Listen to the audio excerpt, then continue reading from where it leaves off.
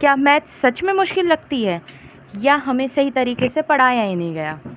Hello students, welcome back to my Veda classes, जहां concept बनता है कॉन्फिडेंस। यहाँ हम सिर्फ मैथ को पढ़ते ही नहीं बल्कि समझते भी हैं।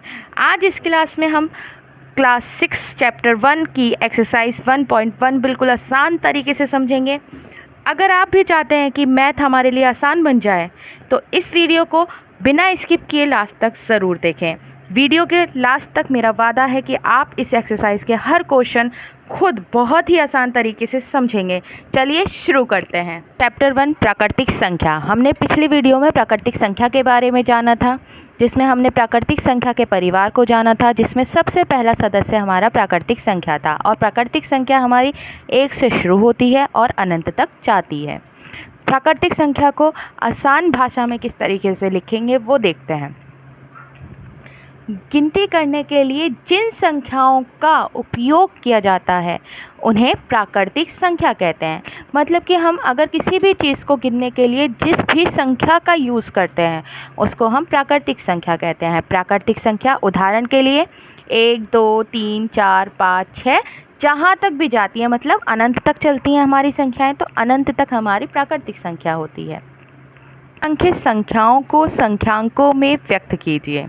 427, 3501, 115, 79,029। पहला क्वेश्चन है 427। इसे आसान तरीके से लिखने के लिए हमें सबसे पहले एक रेलगाड़ी बना लेनी है। रेलगाड़ी मतलब जैसे रेलगाड़ी के डब्बे बिल्कुल पास पास में होते हैं, बिल्कुल वैसे ही हम इसे बनाएंगे। जैसे कि इकाई पहले डब्बे में, दूसरे डब्बे में दहाई, फिर सैकड़ा, हज़ार, 10,000, लाख, 10 लाख। ठीक है, ऐसे ही हमें आगे तक बना लेनी है। अब हमारा लिखा है 427, तो 4 जो आएगा वो हमारा 100 वाले खाने में आएगा, तो 100 वाले के नीचे हम 4 लिख देंगे। फिर 27, तो 27 लिख देंगे। देखिए कितने इजी तरीके से लिख दिया। ऐसे ही हमारा सेकंड है 3501, तो 3 जो लिखेंगे हम 1000 वाले डब्बे में लिखेंगे, मतलब 3 जो लिखेंगे वो 1000 वाले डब्बे में लिखेंगे, तो 100 वाले खाने में लिखेंगे, तो 5 100 वाले में।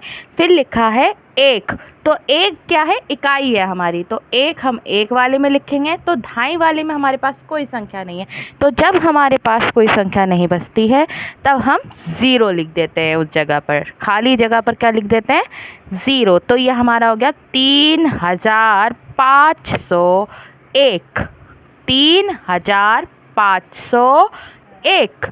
फिर हमारा आता है 115, मतलब 1 के बराबर में क्या है, 100, तो 1 जो आएगा 100 वाले खाने में आएगा, तो 100 के ठीक नीचे लिख देंगे हम 1।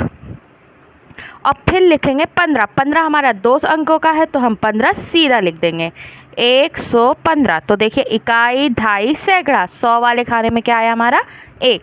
फिर आता है हमारा 79,029। 79,029 में हम क्या लिखेंगे, 79,000 मतलब 10,000 वाले में लिखेंगे, क्योंकि 79 जो है हमारी 2 अक्षर की, 2 अंकों की संख्या है, तो 10,000 वाले में लिखेंगे। हम 10,000 में लिखेंगे 7, फिर 1000 वाले में लिखेंगे 9, फिर 1029 जो हमारी 2 अंकों की, और हमारे पास खाने कितने बच रहे हैं, 3, तो लास्ट के 2 खानों में हम 29 लिख देंगे। तो 29 लिखने के लिए हम 2 और 9, तो हमारे पास एक खाना बिल्कुल खाली बचा है, तो इसमें हम क्या लिख देंगे, क्या बताया था अभी, जो चीज़ हमारे पास नहीं बचती है, बिल्कुल खाली बचता है, उसमें हम लिख देते हैं 0।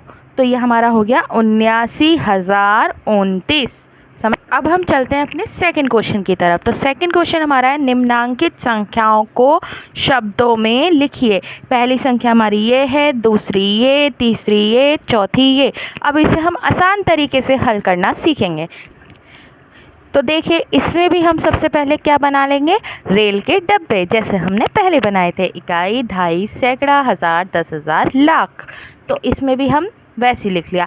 अब हमने इसमें आसान तरीका करने के लिए जब ये बॉक्स बनाए तो संख्या हमने उसी तरीके से लिखते गए, और लिखना हमने पीछे से शुरू कराया संख्याओं को, जैसे 9, 1, 0, 7। अब देखो 7 जो आया हमारे किस वाले खाने के नीचे आया है, 1000 वाले में। 7 1000 वाले के नीचे आया, तो हम लिखेंगे 7,000। इतना लिखा। उसके बाद देखिए सैकड़े वाले में 0 है तो हम कुछ नहीं लिखेंगे सैकड़े के लिए। 7000। अब ये जो 19 आया है 2 अंकों का है तो हम इसे दोनों को मिला के क्या लिखेंगे 19। क्या लिखेंगे 19। तो हमने लिख दिया 19। तो हमारा ये क्या हो गया 7019। 7019। फिर हमारा सेकंड आता है, जो हमने सेकंड भी हमने पीछे से लिखना शुरू करेंगे जब हम ये रेल के डब्बे बनाएंगे, बहुत आसान तरीके से आपको समझ में आता रहेगा। फिर देखिए ये हमारा जो 2 आया है किसके नीचे आया है 10 के नीचे। 10,000 वाली संख्या के नीचे हमारा 2 आया है, मतलब हम इनको दोनों को एक साथ पढ़ेंगे क्योंकि 10,000 वाली में आया। और जब 10 बनता है वो 2 संख्याओं से मिलके बनता है। तो 2 को लिया हमने तो 23,000। क्या हो गया ये हमारा 23,000। तो यहाँ लिखेंगे 23,000। 0 है सैकड़े के नीचे, कुछ नहीं लिखेंगे। और बाकी ये 2 संख्या क्या हो गई 13। तो ये हो गया 23,013। वीडियो अगर पसंद आ रही हो तो इसे लाइक ज़रूर करिएगा और चैनल को सब्सक्राइब ज़रूर करिएगा, जिससे कि आपको आसान ट्रिक्स इस पे आगे मिलती रहें। फिर हम चलते हैं अपने थर्ड क्वेश्चन की तरफ। तो हमारा थर्ड क्वेश्चन भी सेम 10 के नीचे आ रहा है, 10,000 वाली संख्या के नीचे आ रहा है। तो 10,000 वाले में क्या ये आ रहा है 69। क्या आया हमारा 69,000। तो हम लिखेंगे 69,000। फिर क्या आया ये 100 वाले खाने में क्या आ रहा है हमारा 3। क्या आया तो 3। तो लिखेंगे 300। फिर आया हमारा क्या 79। तो 79। यहाँ हमारा सही से नहीं आ रहा है तो हमने ये यहाँ लिख दिया 79। ठीक है। फिर हमारा आता है फोर्थ क्वेश्चन, जो हमारा इस प्रश्न का लास्ट क्वेश्चन है। तो ये देखिए हमारा फोर्थ क्वेश्चन जब हमने लास्ट से शुरू करा है तो ये हमारा जो 8 आया है वो आया है लाख वाले में। तो हम लिखेंगे 8 लाख। इसे लिखेंगे 8 लाख।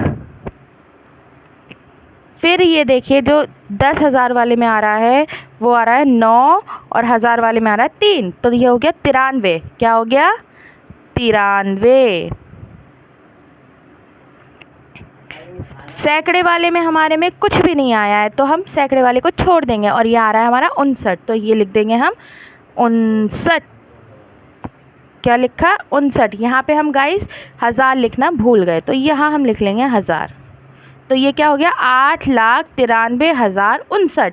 तो स्टूडेंट्स अगर हमें ये चैप्टर सीखना है तो इसके लिए हमें हिंदी वाली गिनती आना बहुत ज़रूरी है। तो आप हिंदी की गिनतियाँ ज़रूर याद कर लीजिएगा जिससे कि ये चैप्टर और ज़्यादा ईजी बन जाए।